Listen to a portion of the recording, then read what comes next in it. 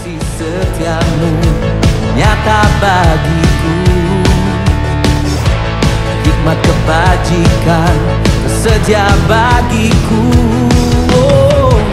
Sebab alasanku limpahkan segalanya, dan anugerahnya sangat besar bagiku.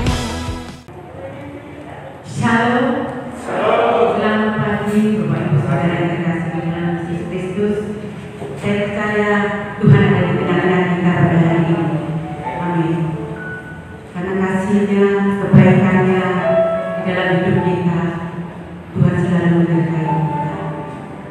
Terima kasih Tuhan atas kebaikan-Nya. Pagi ini sebelum kita mulai ibadah kita, mari kita satukan hati kita di dalam doa.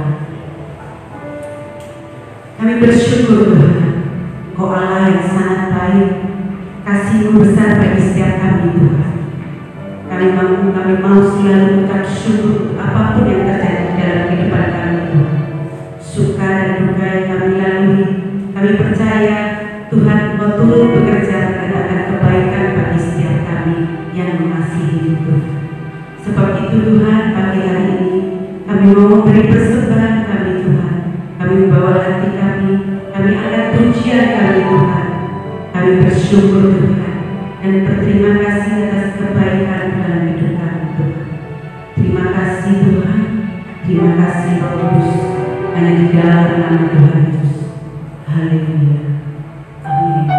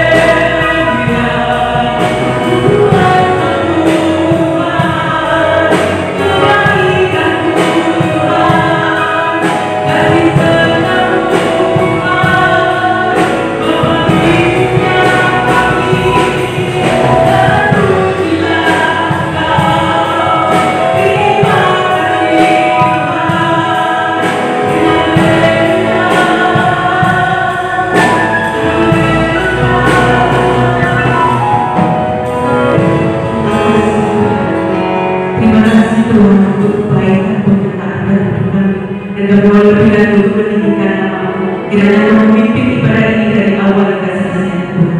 Hanya di dalam nama Tuhan Yesus yang percaya kita sama katakan amin. Mari kita sama-sama bangkit berdiri.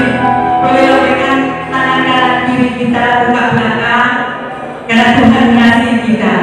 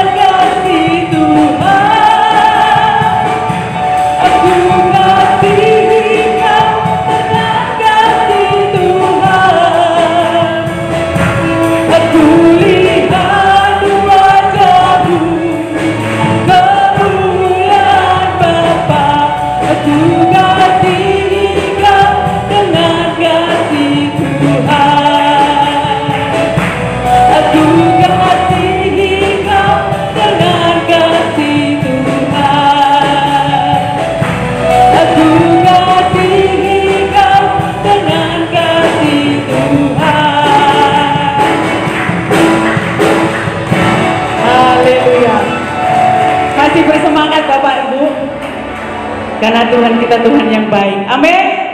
Amin.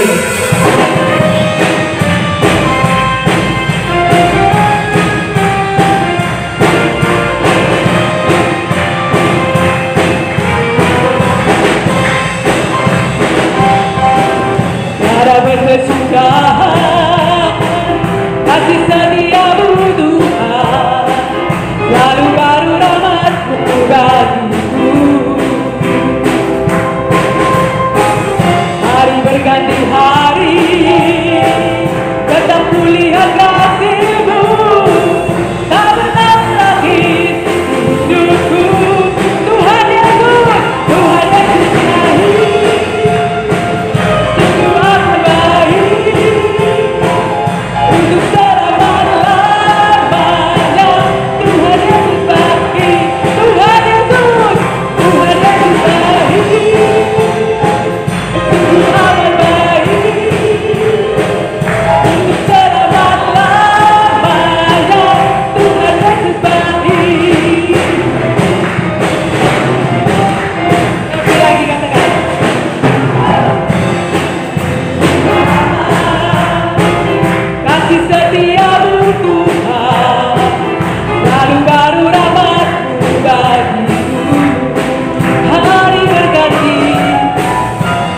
berganti hari tetap kulihat kasih-Mu, tak pernah berakhir hidupku.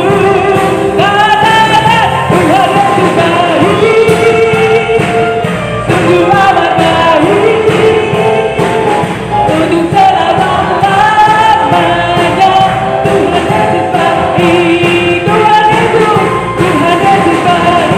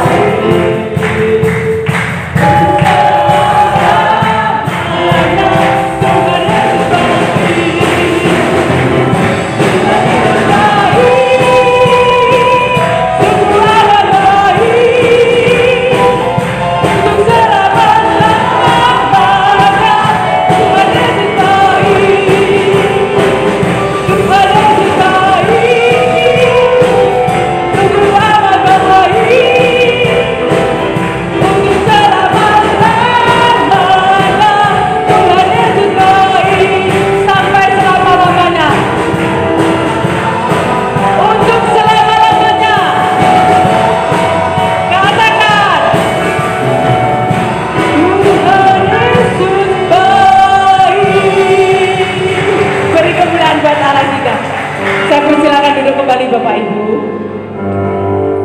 dan sebentar kita akan mendengarkan kesaksian dari Tante E.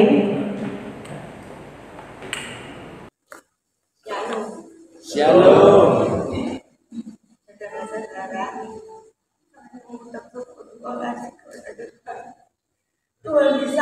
saya. Waktu sangat luar biasa. Saya menjadi Kristen 42 tahun. Berkumpul. Karena saya tidak sama Alkitab. Belajar dan potong-potong belajar. Kata bangun saudara, saking kepinginnya hidup menuju apa salah. Tetapi saya ini Tuhan luar biasa kayak ini. Saya kira goblok. Tak sekolah tidak, nanti tidak betul. Indonesia tidak bersekolah. Anak orang kuno taruh dapur lain, ya. Setelah saya kawin, hidup saudara, bisa. Tidak perlu saya sudah pintar. Minta tahu, minta dapat surga. Kita tidak minta, tidak mungkin bisa. Ya dah, kita jadi Kristen asal-asal. Kok sampai tua tidak ngerti-ngerti. Membuang kedagingan emosi, kemantelan supaya mati. Biarlah kuasa Tuhan ini mati di dalam daging ini. Itu bergumul saudara, dihina, mau diapa, sakit tuh. Kok kita tahan? Tuhan sudah bilang, ya, Lukas 9:23. Pekolah salah. Aku dulu tidak ngerti kekesalan itu apa ya. Tidak ngerti. Semua tidak ngerti. Tapi dalam perbulan 10 tahun, 15 tahun itu menderita. Tapi kok orang saksi-saksi itu tak menolak. Tak dengar noai. Jadi tak taruh dalam hati. Apa ya itu? Itu luar biasa. Saya ini minta hikmat. Saya baca-baca, nepel-nepel. Saya ini ketemu episode 1, 18, 19. Minta hikmat. Jadi aku niru, minta hikmat. Ya apa cara minta hikmat? Tuhan tolong, aku tak hikmat jadi aku sangat tidak ngerti Tuhan. Tuhan itu luar biasa. 19 ngomong apa? Tuhan itu hebat. Kayak kita. Jadi mengiring Kristus bertahun-tahun tidak mengalami damai sejahtera. Aku jawab satu. Katanya orang itu ada damai sejahtera. Aku tidak punya. Ada sesuatu yang salah. Ya, kita ini pembacaan kita mualat ngantuk. Itu iblis. Kita serang dalam nama Tuhan Yesus. Pergi kamu, ya.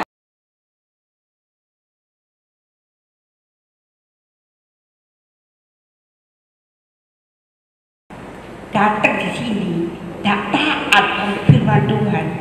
Kasihan mereka hidup sia-sia.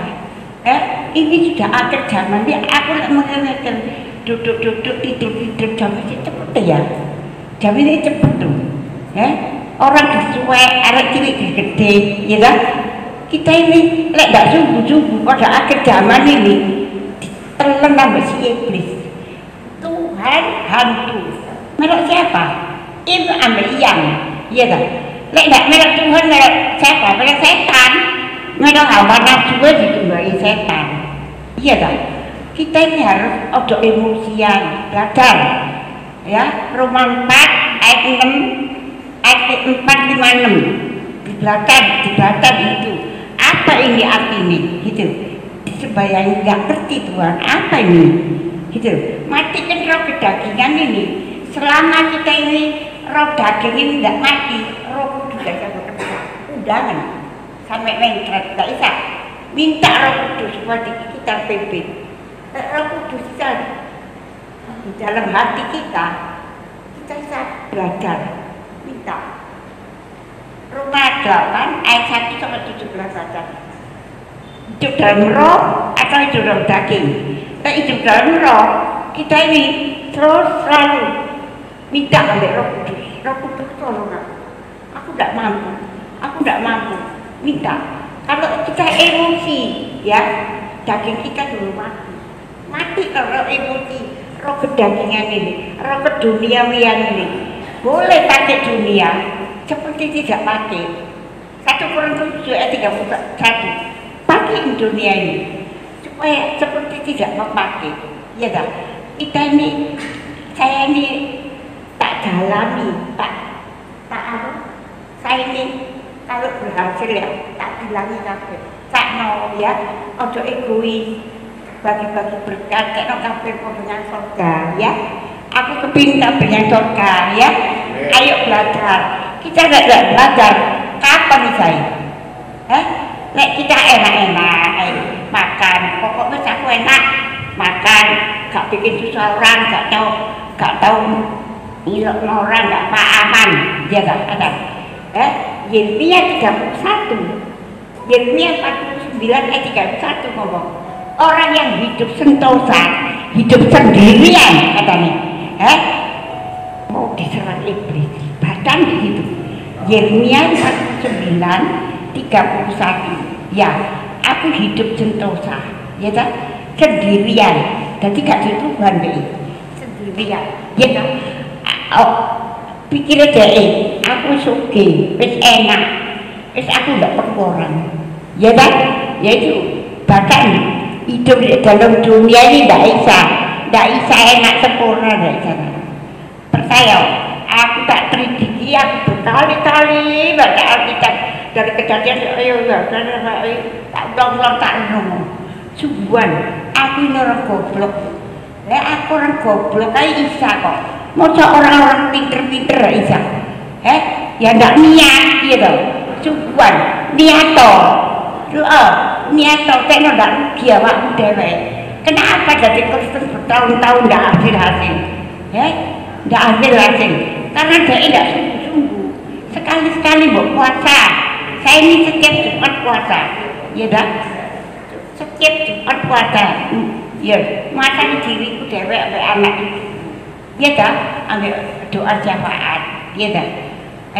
Teman-teman itu tak bilangi, ayo kah, bisa dok nuruti hawa nafsu. Orang tua emosi terus namuan, terus nyeleni dosa. Mari orang gak matang gede melahirkan maut. Di mana itu ayatnya? Yakobus 1 ayat 14, 15. Nek sudah kita ini ada emosi yang tak beli, nak emosi ngamuk, pokoknya cilik gede, ya tak?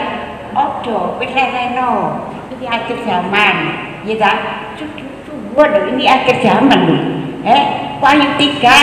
Wahyu 3, 10 sampai 11. Ngomong apa? Orang yang taat ambil firman Tuhan, yang sungguh-sungguh bertihan di waktu dunia ini orang di bumi ini adalah peperangan, kita dilindungi.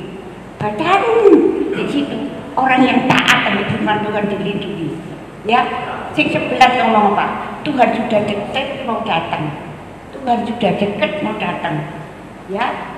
Buan, nggak enak-enak, orang-orang yang nggak ngerti, deket, apa katanya, aku ini masih sakit di tempat saya, aku 6 bulan, gitu, aku nginjili orang-orang di HP, ya, orang Papua, orang mana tak diinjili konco-koncoku, ayo tarik hidup dalam dunia, ya, ayo, terima kasih ya saudara, sekian kesaksian saya.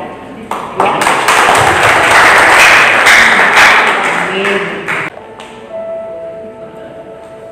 Terima kasih untuk kesaksian Tante Biarlah hidup kita seperti hati Tuhan, menjadi hati yang baik, hati yang penuh mengasihi.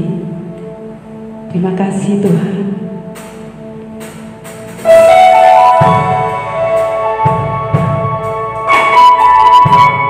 Kami mau memiliki hati seperti Engkau Tuhan. Hati yang menjadi berkat bagi orang lain Tuhan.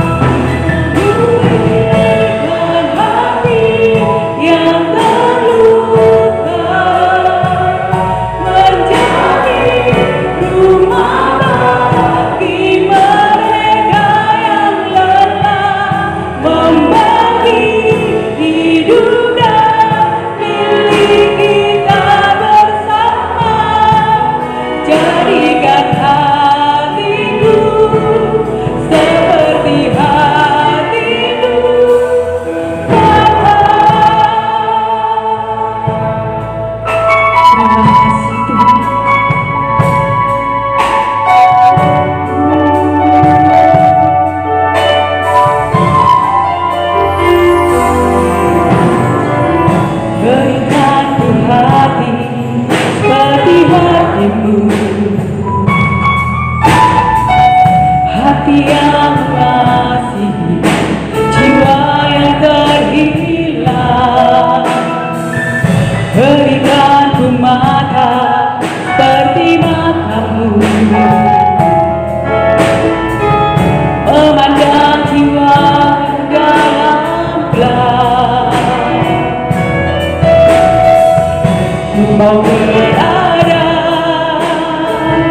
dalam rencananya dan melakukan perbuatannya yang besar, memulihkan hati yang terluka, menjadi rumah bagi mereka yang lelah, membagi hidup dan milik kita bersama. Jadikan hatimu seperti hatiku, memulihkan hati yang terluka, menjadi rumah bagi mereka yang lelah, membagi hidup dan milik kita bersama. Jadikan hatimu seperti hatiku, memulihkan hati yang terluka, menjadi rumah bagi mereka yang lelah, membagi hidup dan milik kita bersama. Jadikan hatiku seperti hatimu,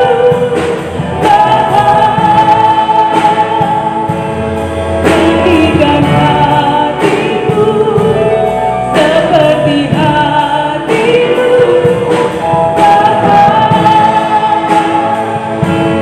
jadikan hatiku seperti hatimu,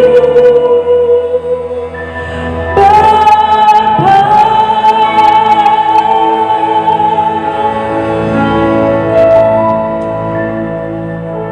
Bapak, kami mengucap syukur karena kami masuk di dalam hadirat-Mu di tengah-tengah pujian dan penyembahan kami, Tuhan. Dan Kau hadir dan Kau menjamah kami, Tuhan. Kami mau punya hati yang seperti hati-Mu, Tuhan. Hati yang penuh kasih, rendah hati, dan selalu menjadi berkat bagi sesama kami, Tuhan. Kami juga mau melekat kepadamu, Tuhan, di tengah dunia yang penuh goncangan dan tantangan ini. Biarlah kami selalu berlindung kepadamu, ya Tuhan. Hari ini kami juga akan diberkati dengan firman-Mu, Tuhan. Biarlah firman-Mu itu jatuh di tanah yang baik kami, yang tanah hati kami yang baik, Tuhan. Urapi bagi hamba-Mu yang akan menyampaikannya, dan hati kami semua, Tuhan, supaya kami diberkati, dilawat oleh Tuhan. Terima kasih, Tuhan. Kami sambut akan firman-Mu hanya di dalam nama Tuhan Yesus. Haleluya. Amin. Pagi hari ini firman Tuhan akan dilayani Bapak Matius.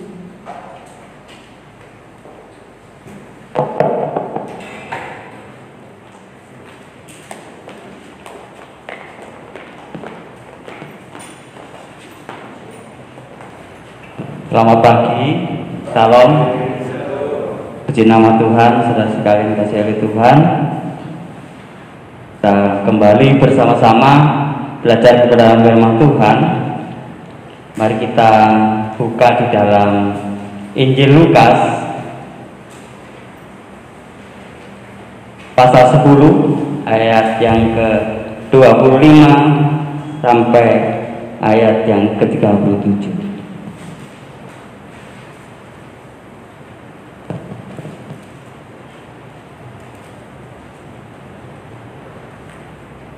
Injil Lukas pasal 10 ayat 25 sampai 37. Orang Samaria yang murah hati. Pada suatu kali berdirilah seorang ahli Taurat untuk mencobai Yesus. Katanya, "Guru, apa yang harus kuperbuat untuk memperoleh hidup yang kekal? Jawab Yesus kepadanya, apa yang tertulis dalam hukum Taurat? Apa yang kau baca di sana?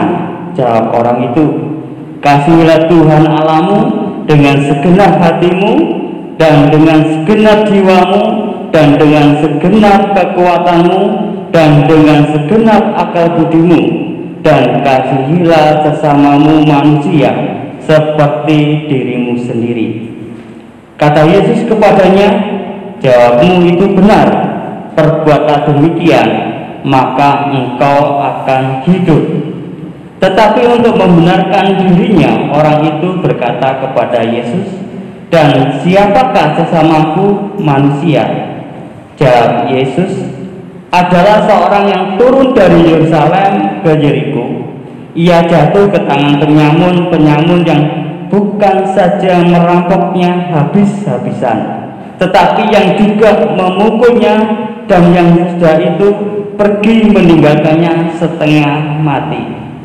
Kebetulan ada seorang imam turun melalui jalan itu. Ia melihat orang itu, tetapi ia melewatinya dari seberang jalan. Demikian juga seorang Lewi datang ke tempat itu.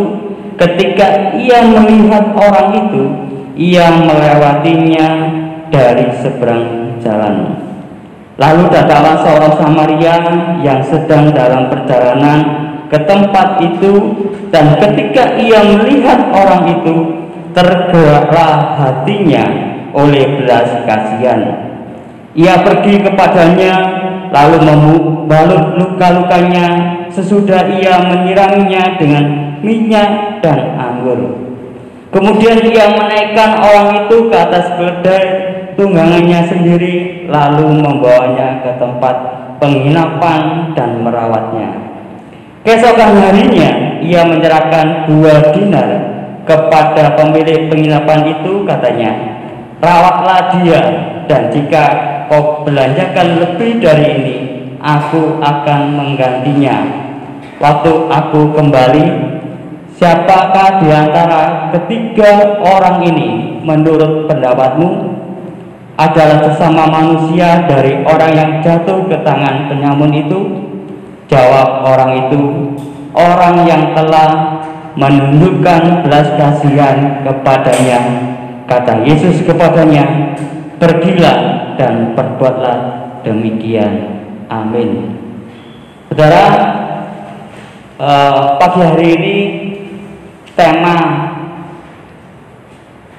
Tuhan hari ini adalah menjadi orang yang murah hati. Yang menjadi satu pertanyaan bagi kita, apakah kita sudah menjadi orang yang murah hati? Dan saudara sekalian, Tuhan mau setiap orang percaya itu memiliki kemurahan hati. Ya. Ada 2 sifat yang melekat pada orang-orang yang murah hati. Ya, dalam bahasa aslinya general, yaitu memiliki artinya memiliki inisiatif dan sifat penambah. Memiliki inisiatif adalah orang-orang yang murah hati, adalah orang-orang yang memiliki inisiatif untuk menolong orang lain. Mereka inisiatif terhadap lingkungan atau komunitasnya. Mereka tidak pasif menunggu sesuatu yang terjadi dulu, atau seorang yang mengemis, ya, memohon kepada mereka baru menolong mereka. Mereka bertindak secara proaktif. Ya. Inisiatif adalah respon dan antusias. Jadi kita perlu memelihara rasa antusias itu setiap hari. Ya. Dan kalau kita melihat antusias adalah kata yang sangat biblikal, karena kata etoism atau berasal dari 2 kata, yaitu en dan theos, yang berarti di dalam Tuhan.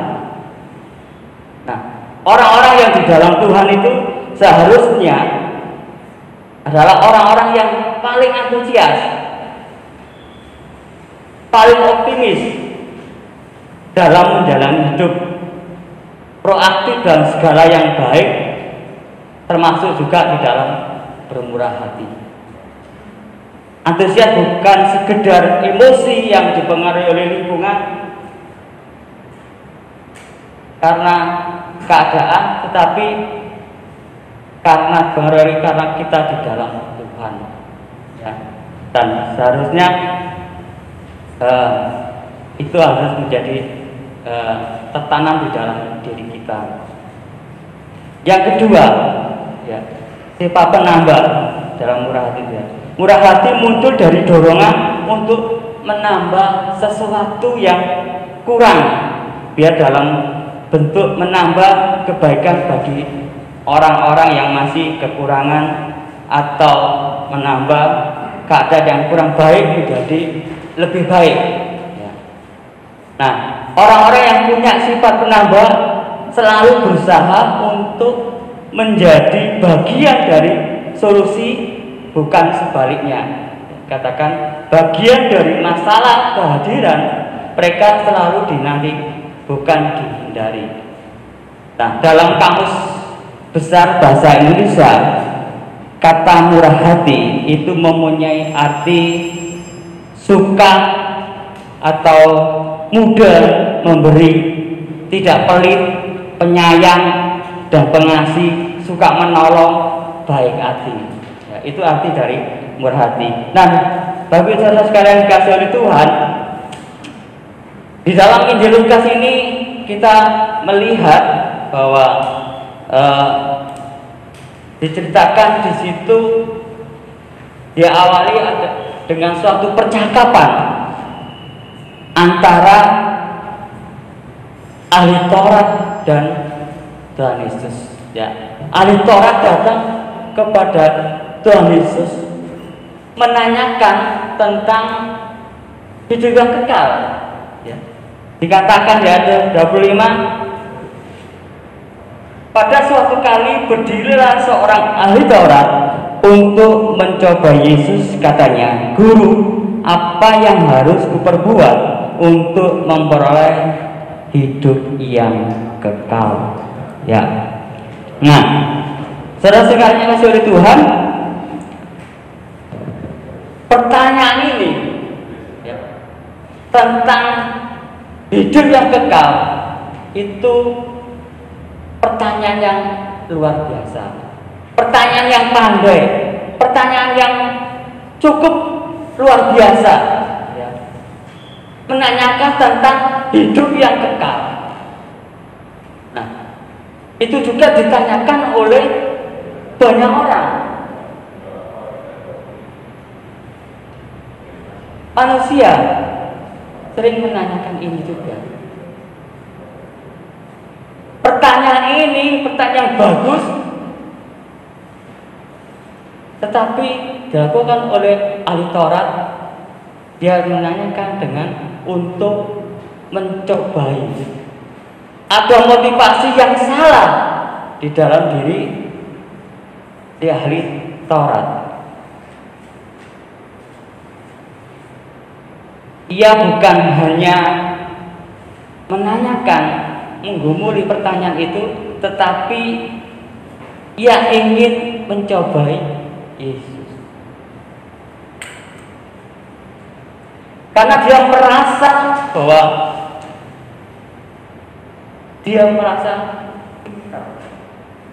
sudah pandai.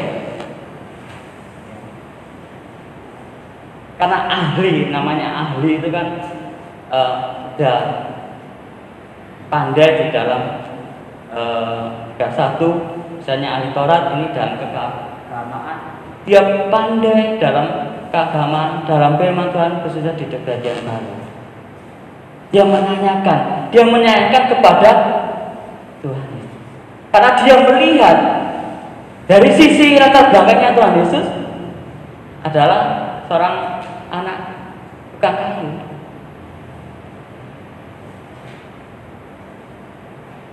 Dia anak seorang tukang kayu bisa menjelaskan begitu luar biasanya firman Tuhan. Dan dia datang untuk mencoba Yesus. Dia tahu jawabannya, tapi dia pura-pura tidak. tahu biasanya. Ya, kalau pertanyaan itu ingin menjebak pertanyaan tentang hidup yang kekal. Tapi Tuhan Yesus tahu hati ahli Taurat ini. Dia menanyakan secara teologis, Tuhan Yesus juga menjawab secara teologis. Dia mengatakan, apa yang kau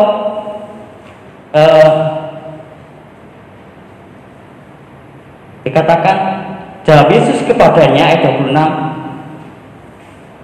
apa yang tertulis dalam hukum Taurat, apa yang kau baca di sana?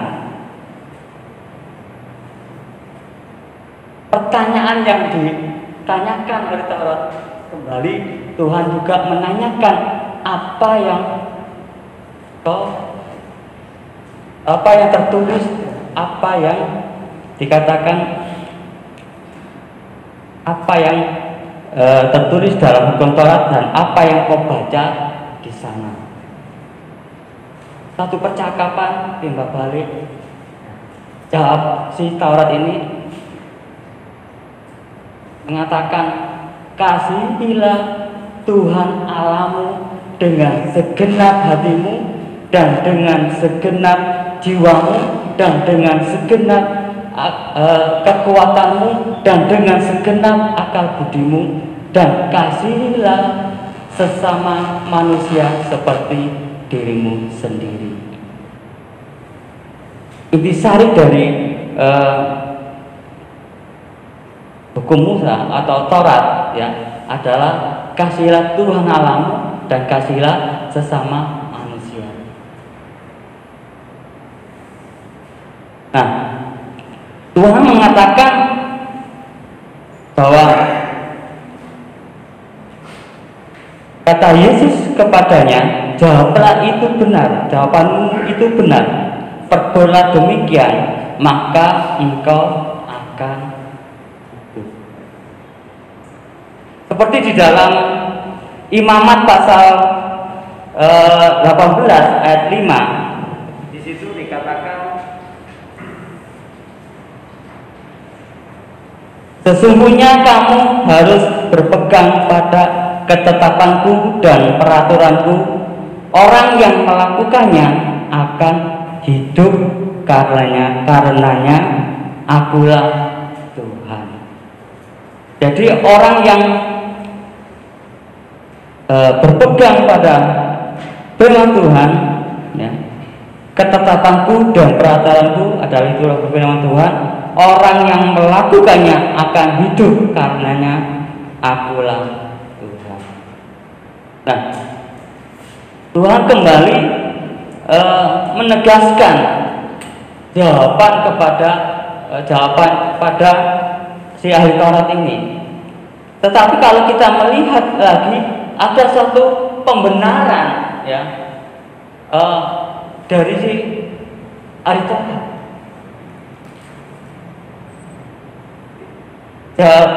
Dikatakan karena dia merasa tidak bisa, dia ahli di dalam mempelajari kitab, tetapi dia tidak bisa melakukannya. Teori dia bisa, tetapi prakteknya tidak bisa. Maka ketika Tuhan memberikan jawaban, dan si Taurat ini membenarkan dirinya, dikatakan di dalam firman membenarkan dirinya. Dia mengatakan, kata Yesus kepadanya, jawabmu itu benar, perbuatlah demikian, maka engkau akan hidup. Tetapi untuk membenarkan dirinya, orang itu berkata kepada Yesus, dan siapakah sesamaku manusia?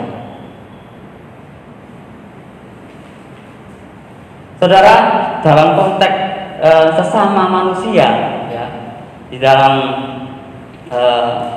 orang-orang Yahudi, sesama manusia adalah sesama orang-orang Yahudi. Dia berpikir bahwa sesama manusia itu adalah komunitasku, keluargaku, teman-temanku. Makanya konteks ini ketika orang-orang Yahudi, orang-orang Israel memandang kepada bangsa lain atau orang di luar Israel, mereka memandang mereka itu orang yang nomor dua, orang yang sangat hina, karena dia merasakan bahwa orang-orang yang sudah dipilih Tuhan. Jadi orang-orang yang perlu dibantu, orang-orang yang perlu ditolong adalah sesamaku, orang-orang yang mungkin sesuku atau sebangsa atau keluarga, itulah bersamaku. Karena menurut di dalam Imamat pasal 19 ayat 18, di situ dikatakan, janganlah engkau menuntut balas dan janganlah menaruh dendam terhadap orang-orang sebangsamu, melainkan kasihilah sesamamu manusia seperti dirimu sendiri. Akulah Tuhan. Bangsa Yahudi memegang ayat ini. Jadi sesamaku manusia adalah orang-orang Yahudi. Nah, tetapi kalau kita dilanjutkan di pasal 19 ayat 33-34 ayat selanjutnya dikatakan, apabila seorang asing tinggal padamu di negerimu, janganlah kamu menindas dia. Orang asing yang tinggal padamu harus sama bagimu seperti orang Israel, asli dari antaramu. Kasihlah dia seperti dirimu sendiri, karena kamu juga orang asing dahulu di tanah Mesir. Akulah Tuhan. Jadi ada kelanjutannya. Tuhan memberikan kelanjutan jalan. Nah,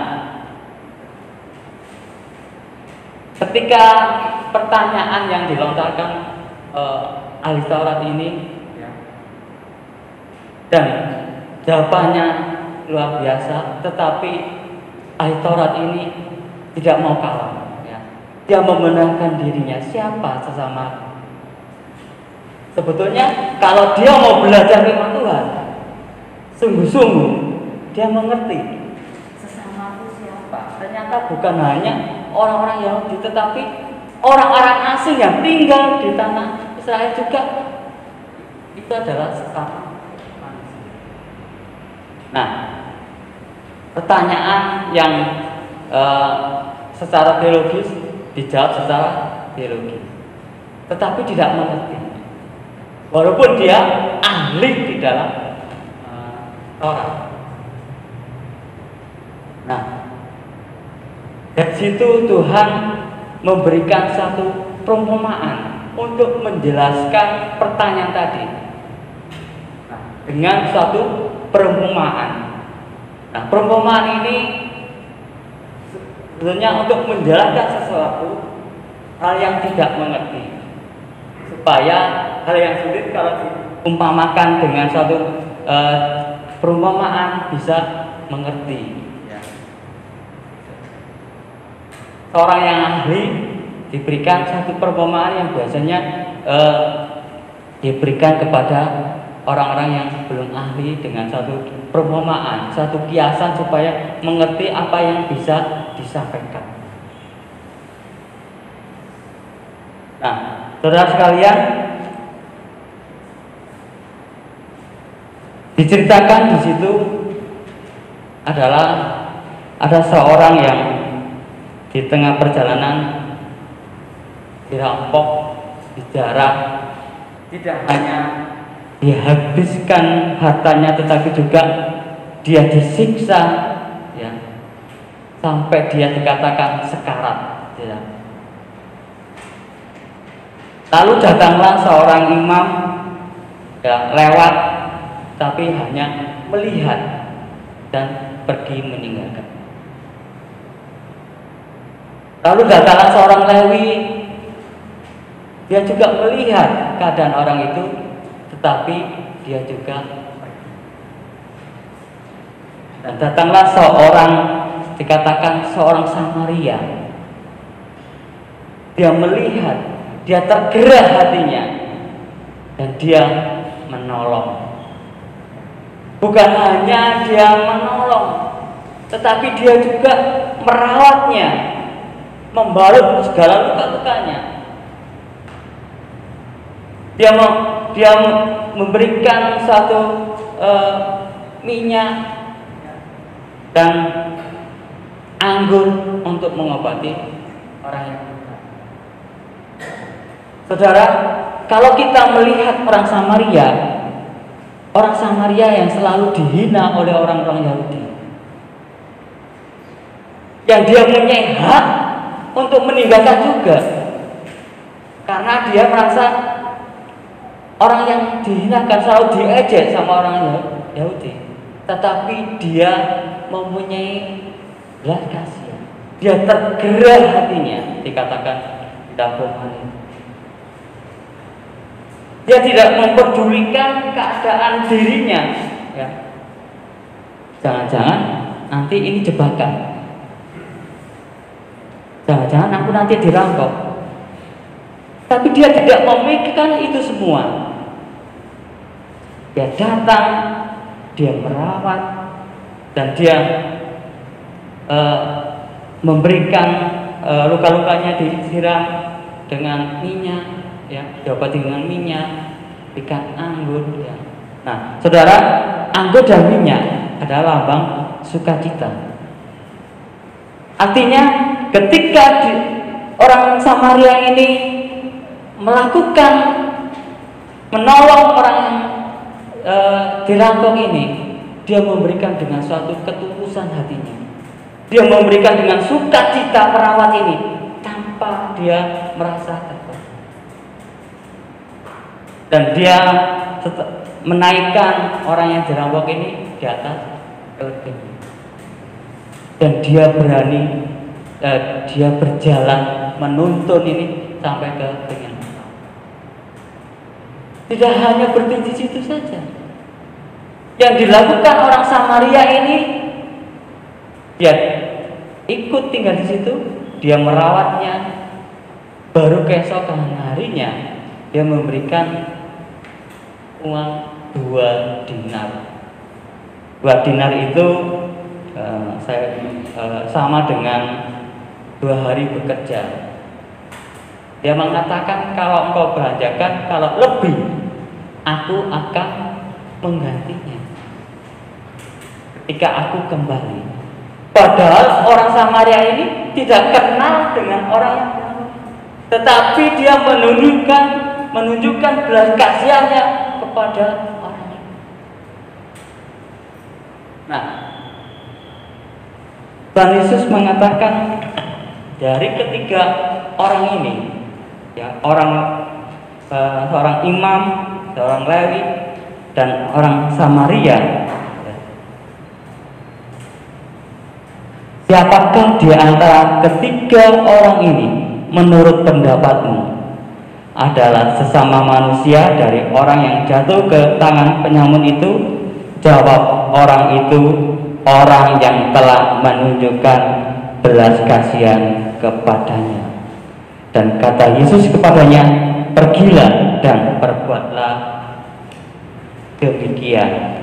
Saudara sekalian, Tuhan Yesus sangat jelas bagaimana Tuhan menunjukkan akan perbuatan yang akan orang itu melakukan kebenaran. Dia menunjukkan belas kasihan tanpa diminta. Dia tergerak untuk tanpa dipaksa, orang ini segera membantu. Walaupun dia tidak kenal, tetapi Tuhan gerakan untuk menolong sesama manusia. Nah, alasan orang tidak mau bermurah hati adalah masih ada keegoisan di dalam hati. Orang yang tidak bermurah hati ada keegoan. Egonya itu kebanyakan sumbernya itu dalam diri kita. Dikatakan karena aku orang terpandang, aku takut hartaku hilang ketika aku membagikan. Dan kalau orang Jawa bilang pelit, ya, ada keegonya, tidak mau memberi, tidak mau memberikan sebagian hartanya. Dan keegoisan itu harus terkikis, dikikis, ya, di dalam diri kita. Dan untuk menghilangkan keegoan itu, kita minta kepada Tuhan, minta Roh Kudus untuk menolong kita, supaya ego kita yang tidak mau menolong orang lain itu Tuhan kikis. Dan yang kedua adalah alasan orang tidak mau bermurah hati adalah tidak ada belas kasihan, seperti yang telah ditunjukkan dalam pemahaman ini seorang imam dan seorang. Tidak ada belas kasihan, walaupun mereka adalah seorang yang istilahnya melayani di bait suci, orang yang tahu kebenaran, orang yang sehari-hari melakukannya, tetapi ketika ada orang susah, ketika ada orang yang menderita, dia cuek saja, dia membiarkannya. Secara teori, orang-orang yang menjadi figur ini adalah orang-orang yang tahu kebenaran, tetapi secara prakteknya adalah masih kosong. Apakah kita seperti ini sebagai anak? Apakah kita mau seperti ini, menjadi orang-orang yang selalu punya keegoisan, menjadi orang yang tidak mau berkasih? Apakah kita menutup mata hati kita ketika kita melihat orang-orang yang di lingkungan kita, orang-orang yang kita lihat mereka masih di dalam?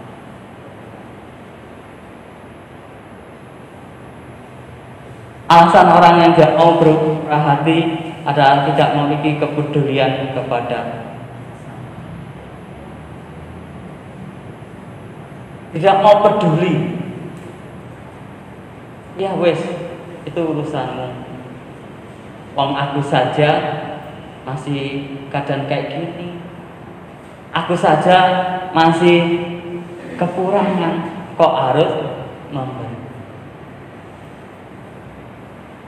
Belajar bermurah hati, belajar memberi.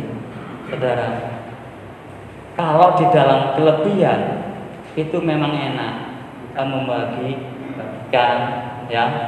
Kalau di YouTube itu kan banyak orang bagian uang, ya, karena ada kelebihan. Yang enak 100, 1 juta, 100 juta, bahkan 1 miliar, ya.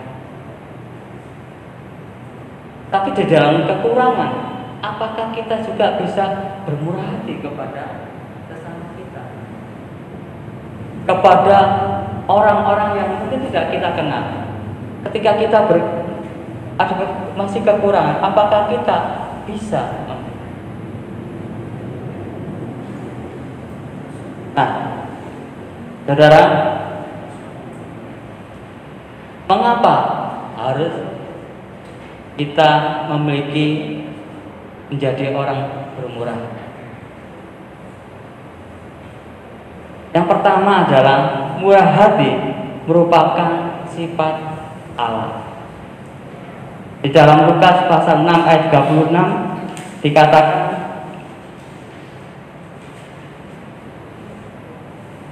hendaklah kamu murah hati sama seperti Bapamu adalah murah hati. Saudara, Bapa kita di surga adalah mempunyai murah hatinya luar biasa. Bahkan dia memberikan suatu teladan ketika dia memberikan yang terbaik, yaitu memberikan anaknya yang tunggal bagi kita. Supaya apa? Supaya kita bisa ditebus, diselamatkan, dan kembali kepada pengorbanannya luar biasa. Dan untuk itu kita meminta kepada Bapa kita, minta kepada Tuhan Yesus supaya kita menjadi orang yang bermurah hati, menjadi orang yang murah hati.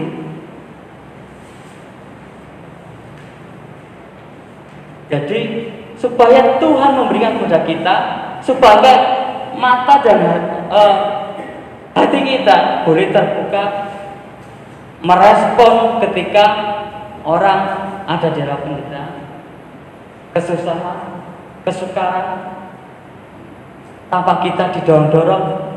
Ya, orang berhati ya, lebih tanggap, lebih respon, antusias di dalam dia itu menolong sesamanya. Sesama kita bukan hanya lingkup di dalam gereja saja, tetapi di luar sana itu adalah sesama kita juga. Orang yang butuh pertolongan kita juga.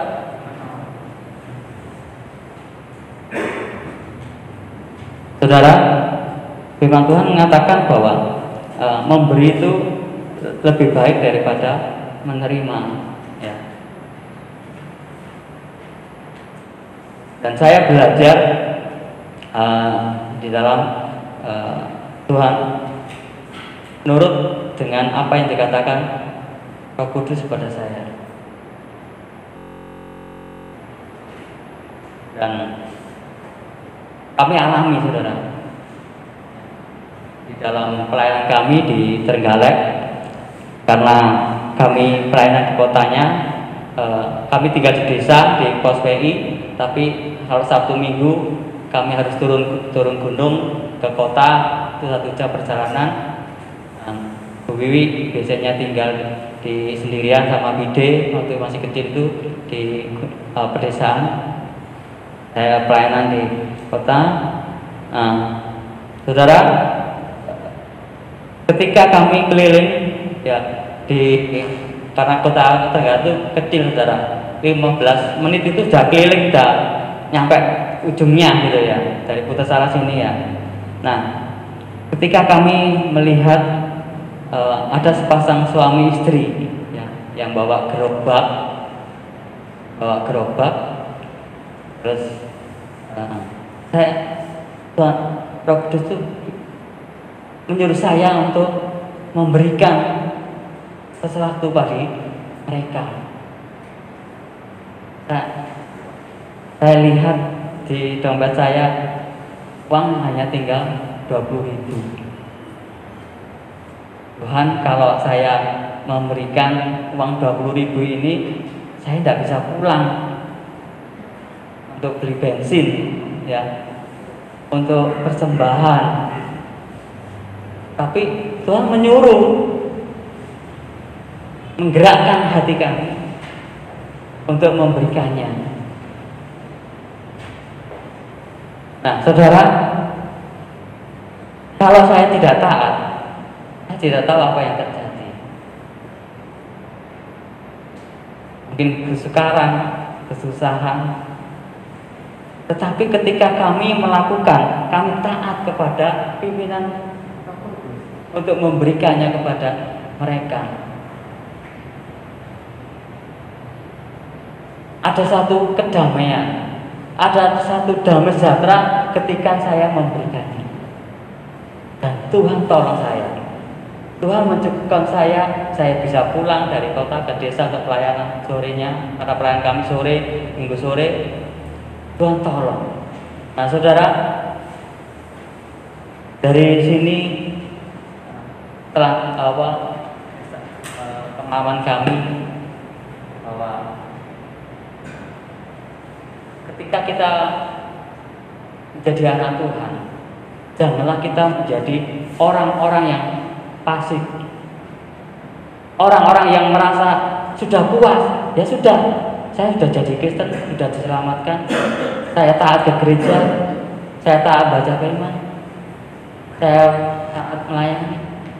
Jangan merasa puas, tetapi kita harus aktif sebagai orang-orang percaya, sebagai anak Tuhan. Ketika lingkungan kita, keadaan kita memerlukan sesuatu dari kita, dan kita minta kepada Tuhan, kepada Bapa, untuk selalu menanamkan kita. Nah, yang kedua, mengapa harus murah hati? Murah hati adalah bagian dari buah-buah. Saudara, kita harus melakukannya. 9 buah roh ini, itu harus kita dapat melakukan. Termasuk dalam kemurahan, menjadi orang murah hati. Karena dengan bermurah hati kita menjadi berkat. Kita belajar dari kekurangan kita untuk dapat memberi. Bukan kalau kita memberikan kelebihan, puji Tuhan, kita bisa membagikan lebih banyak lagi. Jangan menunggu nanti kalau saya diberkati, saya akan memberkati. Tapi apa yang ada, kalau Tuhan gerakkan untuk memberi, silakan memberi. Itu yang namanya murah hati. Nah, saudara, yang ketiga adalah mengapa kita harus bermurah hati. Karena sifat murah hati harus ada di dalam setiap orang percaya. Roma 9 ayat 15 dikatakan bahwa sebab ia berfirman kepada Musa, aku akan menaruh belas kasihan kepada siapa aku mau menaruh belas kasihan, dan aku akan bermurah hati kepada siapa aku mau bermurah hati. Amsal 11 ayat 17a dikatakan, orang yang murah hati berbuat baik kepada dirinya sendiri. Puji Tuhan, saudara sekalian, melalui firman Tuhan ini, mari kita tidak hanya menjadi orang Kristen yang pasif, yang sudah puas karena dengan keadaan atau aktivitas rohani, tapi hati kita tertutup. Biarlah hidup kita itu selalu terbuka kepada keadaan akan penderitaan, kesukaran orang lain juga, supaya mereka pun benar-benar dapat merasakan kasih Kristus melalui kehidupan kita. Puji nama Tuhan, amin. Saudara, kita akan sebelum kasihkan Bapak Gembala, kita akan nyanyikan Hati Seperti Hamba yang sebelum firman Tuhan tadi.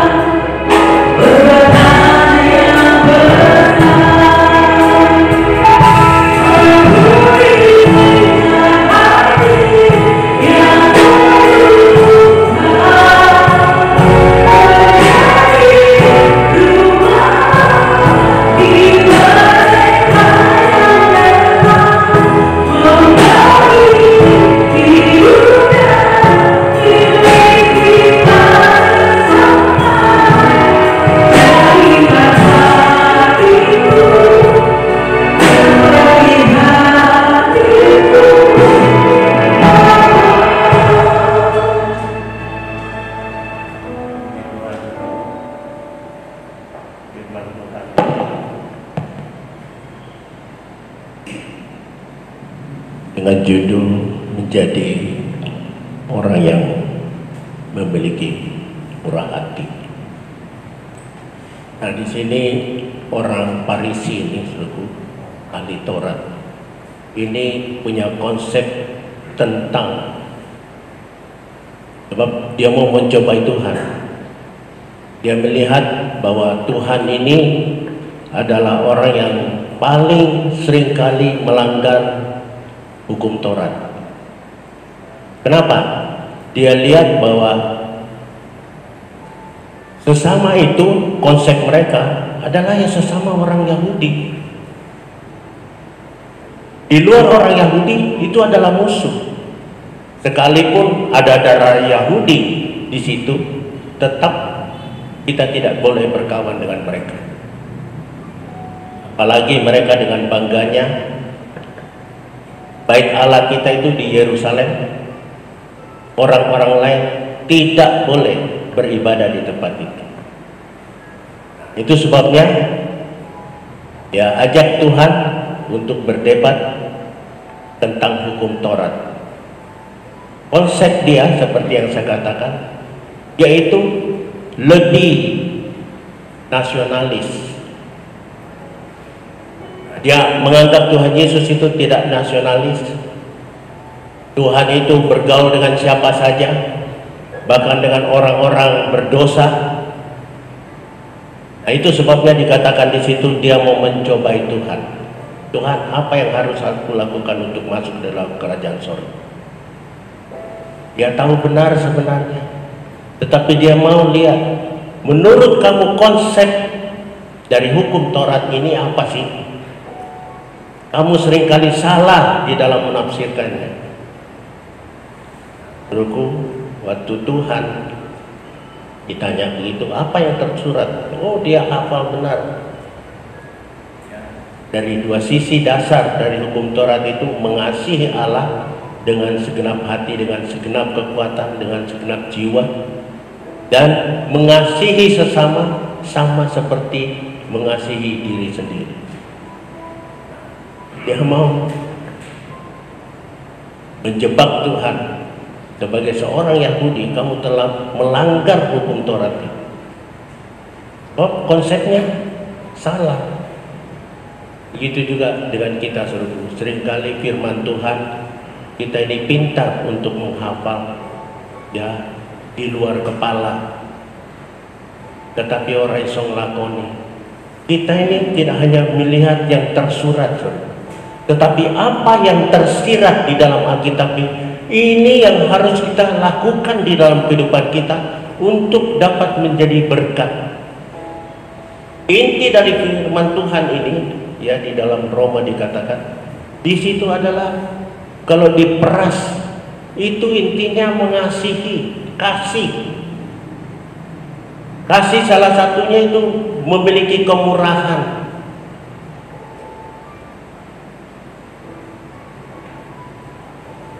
Nah, itu sebabnya waktu disebutkan itu dan Tuhan memberikan satu ilustrasi tentang bagaimana mengaplikasikan, bagaimana menerapkan hukum Taurat itu, Tuhan memberikan contoh-contoh tentang orang yang kerampokan, orang yang hampir mati karena dirampok dan dinista.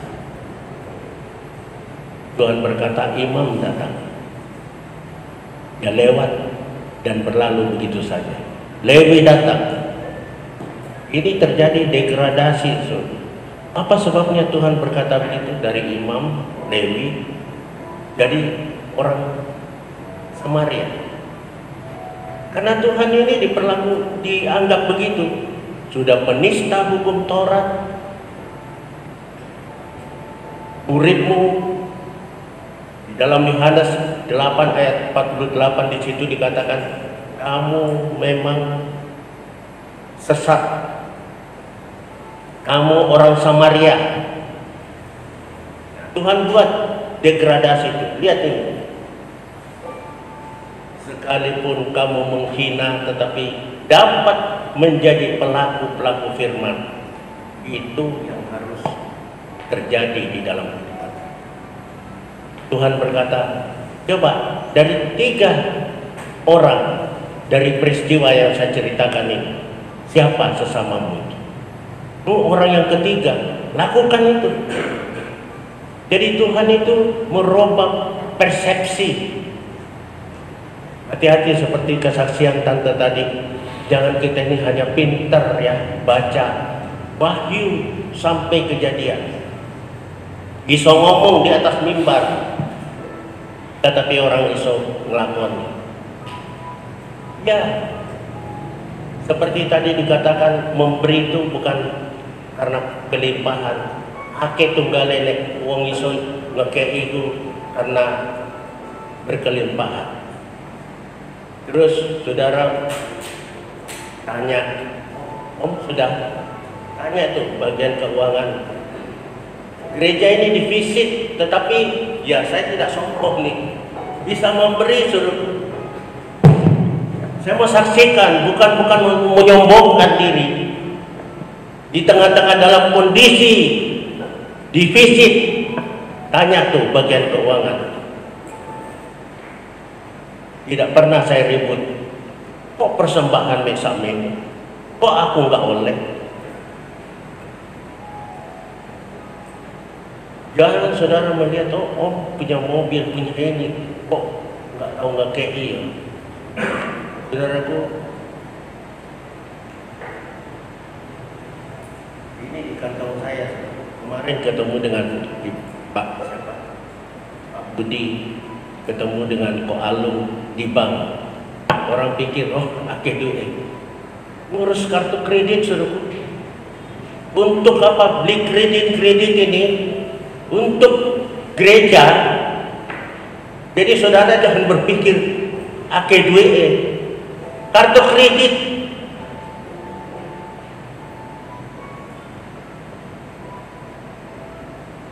Dan ini firman Tuhan yang bukan untuk apa ya, menuntut saudara untuk bisa buka tangan. Ayo tanganmu di atas ini.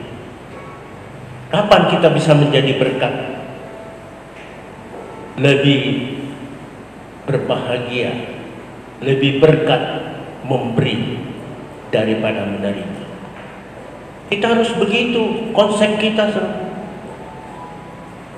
Nek berkelebihan terus bisa ngekei, nggak usah ke gereja saudara, nggak usah kenal dengan Tuhan. Ake tunggale, tetapi di dalam kekurangan kita bisa berbuat sesuatu. Itu namanya kasih yang memiliki hati yang penuh dengan kemurahan. Itu sebabnya firman Tuhan ini suruhku ya, seperti Tante sudah katakan, ini tanda-tanda akhir zaman. Mosok enggak peka sih, enggak sensitif sih melihat tanda-tanda akhir zaman ini. Ayo kita persiapkan diri kita. Ojo iso ngomong nggak iso lakoni. Praktekkan hidup, bisa memberi. Sebab saya sudah mau katakan, kegiatan sosial kita hanya terjadi secara spektakuler. Pasca, saudara, saya harus ngomong nih, bukan untuk pamer. Kita ini ngasih tukang-tukang becak, ibu-ibu, tidak nuntut dari jemaat. Kalau Natal pasti secara umum jemaat tahu.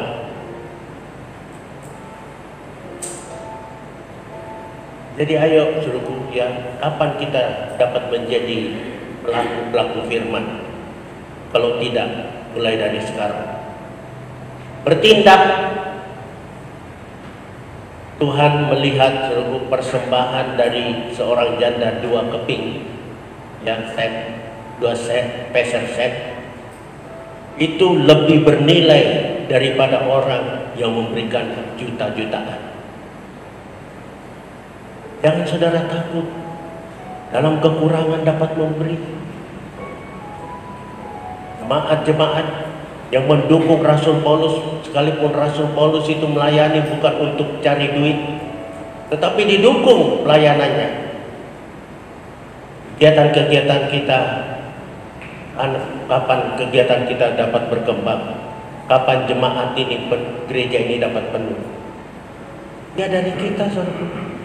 Hati yang penuh dengan kemurahan harus menjadi praktek hidup di dalam kehidupan kita, supaya nama Tuhan dipermuliakan. Bukan gereja, bukan kita yang disanjung. Kita ini cuma hamba, saudara. Hamba yang tidak berguna. Kalau Tuhan berkenan untuk kita menjamah, ini satu kebanggaan, dan kita lakukan dengan segenap hati kita. Saudara pikir saya kadang-kadang itu panas, sakit, tetapi saya tetap turun berdoa pagi. Jangan sampai hal-hal yang lain itu kita ngomong, oh tentang kasih agape, padahal kasih kita itu kondisional, bergantung pada situasi dan kondisi. Nek enak, rajin ke gereja. Nek diberkati, rajin ke gereja. Mari kita mau belajar, kondisi apapun, seperti Roma 8 ayat 28, itu Tuhan izinkan supaya apa? Mengolah kita. Allah turut bekerja di dalam segala perkara, baik itu enak maupun tidak enak, untuk mendatangkan kebaikan bagi kita. Siapa? Yang mengasihi Tuhan, yang terpanggil sesuai dengan rencana Tuhan. Jadi kalau kita itu ada masalah-masalah terus mulai pore, mundur, tanda tanya, kita ini mengasihi Dia atau terpanggil sesuai dengan rencana Dia atau tidak? Ya, kiranya firman Tuhan ini menjadi berkat buat kita. Mari kita bangkit berdiri dan tunduk kepala. Kita akan masuk dalam doa. Terima kasih Bapa dalam surga untuk firman Tuhan yang mengajarkan kami, Tuhan, tidak hanya dapat menghafal, mengetahui pengetahuan Alkitab yang luar biasa, tetapi tidak dapat menjadi mengerti tentang inti dari firman Tuhan dan menjadi pelaku-pelaku di dalamnya. Biarlah Tuhan memakai kami semuanya, Tuhan, yang Tuhan telah perkenankan untuk kami mendengarkan berita kesukaan, berita keselamatan. Bahkan keselamatan itu Tuhan telah berikan kepada kami. Biarlah kami kerjakan itu dengan takut dan gentar di hadapan Tuhan. Kami pelihara keselamatan yang Tuhan telah berikan dengan cuma-cuma itu, dengan senantiasa memiliki hati yang penuh dengan kasih kepada Tuhan dan mengasihi sesama, sehingga hati kami penuh dengan kemurahan. Terima kasih Tuhan, pakai Saudara Matius, tambahkan hikmat untuk dapat makin mengungkap rahasia firman Tuhan, supaya juga dapat menjadi berkat buat gereja Tuhan di tempat ini, dapat menjadi berkat buat dirinya sendiri dan keluarganya. Saatnya hamba berdoa, biarlah firman Tuhan yang telah kami dengarkan ini bukan hanya lalu begitu saja. Roh Kudus berikan kekuatan, tanamkan firman-Mu menjadi darah daging di dalam hidup kami, menjadi praktek hidup di dalam hidup kami, sehingga hidup ini dapat memancarkan sinar kemuliaan Tuhan dan mempermuliakan nama Tuhan. Terima kasih Tuhan, terima kasih. Berdoa untuk bangsa dan negara kami, Tuhan pimpin, berikan hikmat kepada presiden dan wakilnya, para anggota kabinet, begitu juga anggota legislatif, anggota yudikatif, Mahkamah Agung dan Mahkamah Konstitusi. Tuhan berikan semuanya mereka, pejabat-pejabat negara ini, hikmat untuk memimpin bangsa menuju masyarakat adil dan makmur. Serahkan terutama anak-anak Tuhan di negara kami ini, biarlah kami betul-betul dapat menjadi terang bagi bangsa kami, supaya bangsa kami banyak yang dimenangkan buat Tuhan. Hamba berdoa juga untuk hamba-hamba Tuhan yang melakukan pelayanan Tuhan urapi mereka supaya pelayanan mereka membawa berkat buat jemaat yang Tuhan percayakan mereka tempat. Masyarakat juga pelayan-pelayan Tuhan yang telah ambil bagian di dalam melayani Tuhan. Kami yakin Tuhan apa yang telah mereka lakukan dengan segenap hati karena mengasihi Engkau, dan jerih lelah mereka tidak akan sia-sia di hadapan Tuhan. Terima kasih Bapak, terima kasih. Saudaraku, mari kita menerima berkat dari Tuhan dengan mengangkat tangan. Tuhan memberkati saudara dan melindungi saudara. Tuhan menyinari wajahnya kepada saudara dan memberikan kasih karunia. Tuhan menghadapkan wajahnya kepada saudara dan memberikan damai sejahtera. Biarlah kasih dari Allah Bapa, anugerah Tuhan Yesus dalam kuasa dari Roh Kudus mewujudkan itu semuanya di dalam kehidupan kami dengan memberikan berkat-berkat jasmani, berkat rohani, hikmat dari tempat yang maha tinggi untuk menjalani hidup ini mulai saat ini sampai Tuhan Yesus datang pada kali yang kedua. Dalam nama Tuhan Yesus hamba mohon ini semuanya. Sama kita mengatakan amin. Selamat pagi, Tuhan memberkati.